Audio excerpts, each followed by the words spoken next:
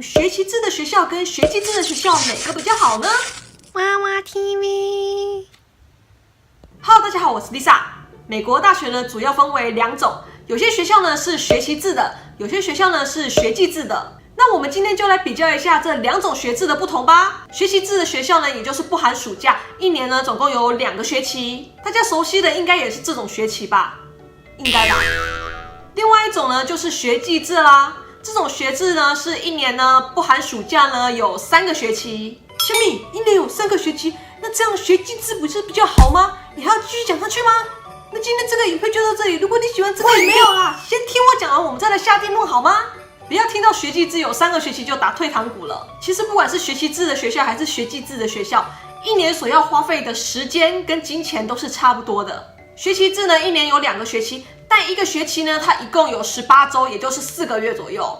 而学期制的学校呢，它虽然一年有3个学期，但它一个学期呢只有12周，也就是3个月左右。那我们来算一下数学，学期制的18周乘以2个学期，一共等于36周。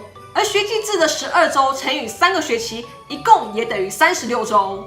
所以不管是哪个学制，一年上课的周数都是一样的，并没有哪个会比较多，也没有哪个会比较少。那我们来算一下学费好了。我刚好之前读社区大学的时候呢，2种学制都有读过，所以这次我就找我读过的学校 City College of San Francisco 跟 Foothill College 来举例子。City College of San Francisco 呢，它是学期制的，我查了一下，它现在国际学生的一个学分呢要287块。而 Foothill College 呢，它是学季制的，它现在国际学生呢一个学分呢要191块。那数学时间又到啦，287块乘以2个学期等于574块，191块乘以3个学期等于573块，是不是差不多啊？ Foothill College 还便宜1块钱呢。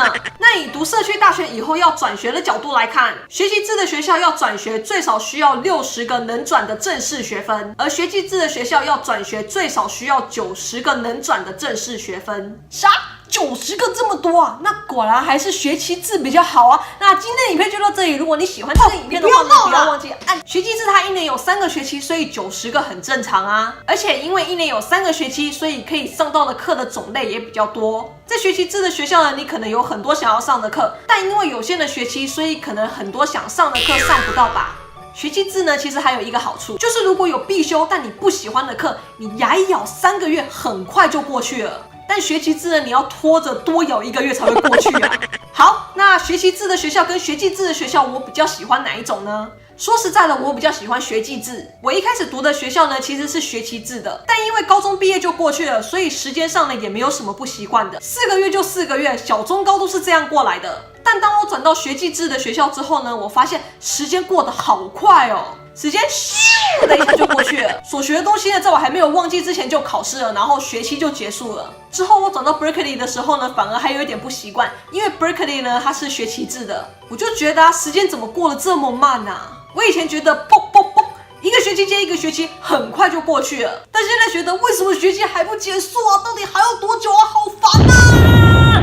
真的是读了学季制之后就回不去了。我其实有问过很多人喜欢学期制还是学季制，很多人都跟我说比较喜欢学季制，理由呢跟我的差不多，就是时间过得很快。2种学制都不错啦，有些人反而会不适应学季制，因为可能会觉得时间过太快了，想要慢慢学习慢慢吸收。反正不管是哪种学制都各有利弊，大家就选自己喜欢适合自己的学制吧。如果选的学校不是自己喜欢的学制的话呢，那就只能忍耐适应习惯它。另外再说一下，加州是学季制的社区大学呢，一共只有3间 ，Foothill College、De Anza College 跟 Lake Tahoe Community College， 其他的呢全部都是学期制的。而 UC 的话呢，好像除了 UC Berkeley 跟 UC Merced 之外，其他的好像全部都是学季制的哦。好，那今天的影片就到这里。有读过2种学制的朋友们呢，可以留言跟我分享一下你比较喜欢哪一种学制。没有读过的也可以留言跟我分享你比较想要读哪一种学制哦。那如果你喜欢这个影片，不要忘记按赞、按订阅、开铃铛、加分享，然后不要忘记 follow 我的 Instagram 跟 Facebook 哦。那我们就下次见啦，拜拜。